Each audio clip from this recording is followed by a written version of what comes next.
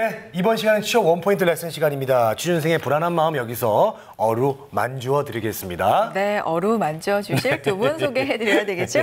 자, 취업 보기 카페 권기영 멘토님 그리고 이지연 캐스터 함께합니다. 두 분 안녕하세요. 네, 반갑습니다. 네, 어서 오십시오. 반갑습니다.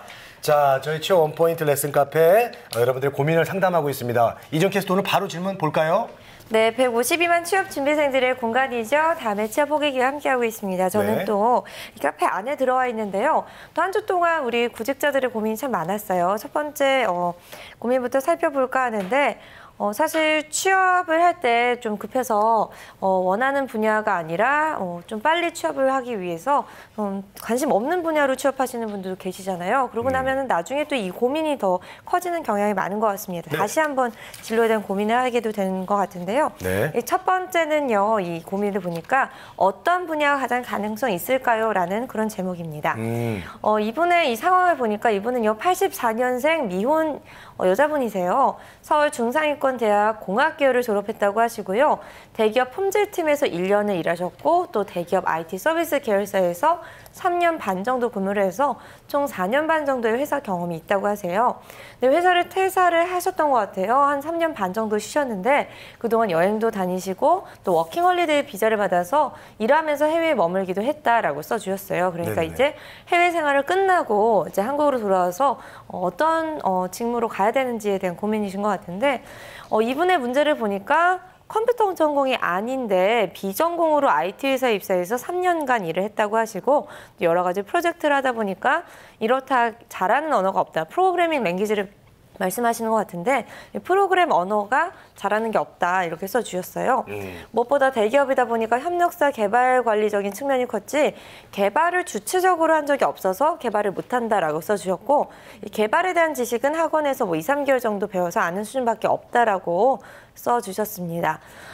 결국은 이분의 고민은요. 첫 번째로 보면 과거 경력을 부풀려서 다른 분야로 갈지 혹은 이 과거에 부족했던 이런 개발 쪽으로의 이 경력을 좀 더 배워서 살려서 또 같은 분야로 갈지에 대한 고민인 것 같은데요. 이 내용을 좀 자세히 살펴보도록 하겠습니다. 내용도 굉장히 구체적이고 길게 올려주셨고요. 고민이 네. 그대로 느껴집니다. 그렇습니다. 이제는 나이, 경력 이런 것 때문에 취업에 굉장히 불리한 입장이 됐다 이렇게 생각하고 계신 것 같아요. 네, 지금 도배 장판 타이까지 나왔습니다. 네. 지금 여성분께서 그러게요. 취업 준비가 정말 힘든 것 같습니다. 그러게요. 네. 얼마나 급하고 절박하면 여성분인데 도배, 장판, 타일 얘기하시면서 네. 고민을 털어놓으시는지 심적인 아유, 압박이 참. 충분히 이해가 됩니다. 안타깝죠?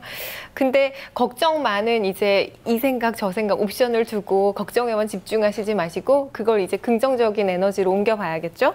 그래서 옵션을 쫙 한 곳에 펼쳐놓으면 아무래도 목표에 집중하기가 힘들어지세요. 그래서 지금 일단은 칼을 좀 가는 단계 여지까지 이제 해왔던 거를 가지고 네. 고민해보고 앞으로 어떻게 해야 될 것인가 좀 깊이 있게 고민해보는 단계가 되셨으면 좋겠습니다. 그렇군요. 저희가 네. 그러니까 좀 긍정의 에너지를 불어 넣어드리는 시간이 돼야 되는데 그래요. 이 말이 좀 마음이 아팠어요. 과거를 좀 부풀려서라도 경력으로 어디든 들어가야 될까요? 라는 고민을 지금 하고 계세요. 네. 어떻게 하는 게 좋을까요? 저는 과거를 부풀린다기보다는요. 네. 우선 하셨던 일이 싫지 않으셨다면 대기업에서 IT 관련된 일을 하셨어요. 그래서 그 공부했던 거기서 일하셨던 거랑 공부하신 전공부터 살려서 그걸 다시 연계해서 도전해 보시는 게 훨씬 더 빠르실 것 같고요. 네. 그리고 앞으로도 비전이 더 있을 것 같습니다.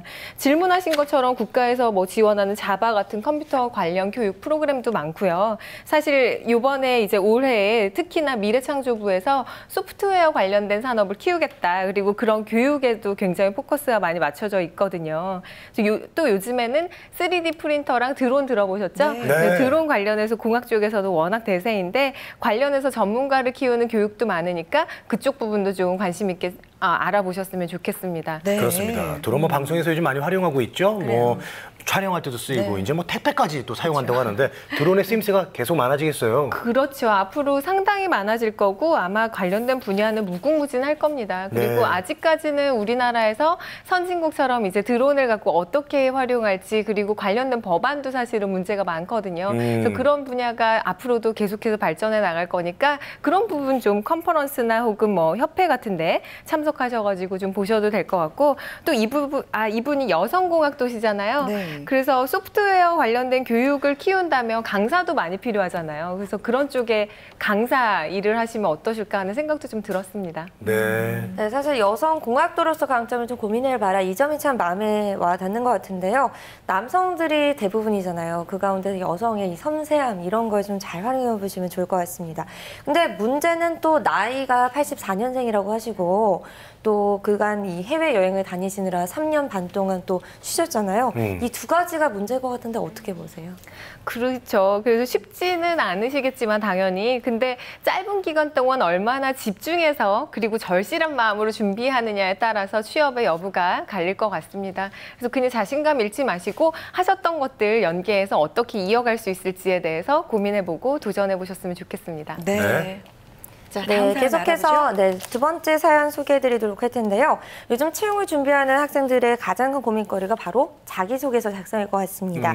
앞서서 제가 오늘 뉴스앤 이슈에서도 자기소개서 작성할 때 뭐 어떻게 하면 좋을까 이렇게 설명을 드렸었는데 오늘 이 고민하시는 내용도 이 자기소개서 내용입니다. 내년에 이제 졸업 예정이라고 하는데요. 공기업에 취업하고 싶어서 준비를 하다 보니까 뭐 자기소개서가 관건이 되더라 이렇게 써주셨는데요. 이 공기업 자소서 직무로 적으라고 하는데 정말 이제 자기소개 소설을 쓰는 것도 아니고 어떻게 해야 될지 모르겠다. 공기업 자소서 어떤 부분이 중요할까요? 하면서 팁을 좀 물어보셨습니다. 네, 그러니까 자기소개서인데 특히 공기업 자기소개서 물어봐 주셨습니다. NCS가 화제가 되고 있으니까요. 워낙 좀 어려워하시죠 요즘에. 그렇습니다. 네. 이제 첫 단계가 이제 자기소개서거든요. 이게 중요한데 첫 과목부터 이렇게 어렵다고 해요. 그래요. 어떻게 할까요? 두 번째, 세 번째 더 어려운데. 예, 예. 어떡할까요? 예, 예. 사실 공기업이 요구하는 자소서가 좀 너무했다라는 그런 지적들이 좀 나오고도 있어요. 네. 짧은 인생 경력을 사실 이제 막 갓 졸업하는 학생들인데 그 뭐 짧은 인생 경력을 그 자소서에다가 다 자기소개 소설처럼 담기가 참 어렵잖아요. 그래서 응답문항도 사실은 뭐 공사가 처한 문제점을 해결할 방안을 내라, 뭐 구체적인 경험을 줘라 이렇게 답변을 요구하는데 사실은 상당히 어려운 답변입니다.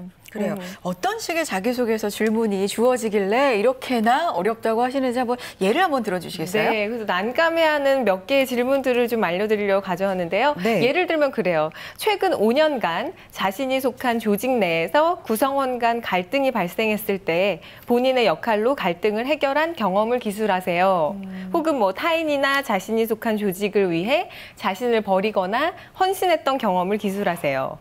네. 아니면 또 좀 성질 난다고 하는 그런 문제가 있는데 이건 네. 자기소개서 마지막 항목에서 다시 한번 30자로 자기소개를 함축해서 다시 한번 얘기해라 이런 것들도 나오고 있거든요. 상반기에 30 자로. 있었죠. 네. 그렇군요. 너무 어려워요. 그렇죠. 이런 질문들이 주어지니까 사실 대학 갓 졸업해서 지원하는 취준생들은 상당한 부담인 거죠. 그리고 뭐 예를 들어서 뭐 그나마 동아리 활동이나 이것저것 대외 활동을 열심히 했던 친구들은 쓸 거리라는 게 있어요. 근데 네. 그렇지 못한 친구들한테는 엄청난 압박감으로 부담감으로 다가오게 됩니다. 네. 뭔가 역량을 보여줘야 되겠다 뭐 이런 건 알겠는데 구체적으로 그걸 또 말해야 되잖아요. 이게 진짜 어려울 것 같아요. 어때요? 그렇죠. 구체적으로 이제 자기 형식의 자기소개서 일상적인 답변으로 맞춰서 준비해야 하지 않나 혹은 천편일률적인 답들이 또 그렇다 보니까 인터넷 카페나 혹은 컨설팅 이런 데를 통해서 좀 유통되고 있어요. 답변들이. 그건 상당히 안타까운 현실인 거죠. 아, 소재들이 네, 막 돌고 소재들이. 있군요. 네. 근데 출제자가 왜 이런 까다로운 질문들을 내는지를 의도를 파악하면 좀 쉬워지겠죠. 그래서 뭐 공공기관이 도입하기로 한 아까 말씀하셨던 뭐 NCS 국가직무능력 표준 때문에 스펙 경쟁을 없애기 위해서 이렇게 여기에서 걸러지기 위해서 직무 관련 경험을 과도하게 요구한다라고 하는 건데 네. 그렇다면 여기서 생각할 수 있는 거는 첫 번째는 공기업에서는 일단 직무 능력을 보겠다는 거, 그리고 두 번째는 직무 능력을 미리미리 준비해 놓으시면 훨씬 더 편하시겠다는 것, 그리고 세 번째는 공부만이 아니라 대학 생활 중에서 어떤 조직에 속한 사회활동 같은 것들을 통해서 소셜 스킬을 많이 키웠으면 좋겠다라는 걸 좀 파악할 수가 있겠죠. 네. 네. 알겠습니다. 자, 자소서에 항목을 주는 것 자체가 역시 어떤 기준과 잣대를 들이대는 거잖아요. 그렇기 때문에 스펙타파를 정말 한다면은 자유 형식으로 가는 게 맞는 것 같습니다. 네. 이런 또 조언도 네. 들어보실 만한 것 같습니다. 네. 자, 취업 원포인트 레슨 이렇게 여러분의 다양한 고민 오늘도 함께했습니다. 취업 포기 카페 권기영 멘토님, 이지연 캐스터 함께했습니다. 두 분 고맙습니다. 네, 두 분 고생하셨습니다. 네.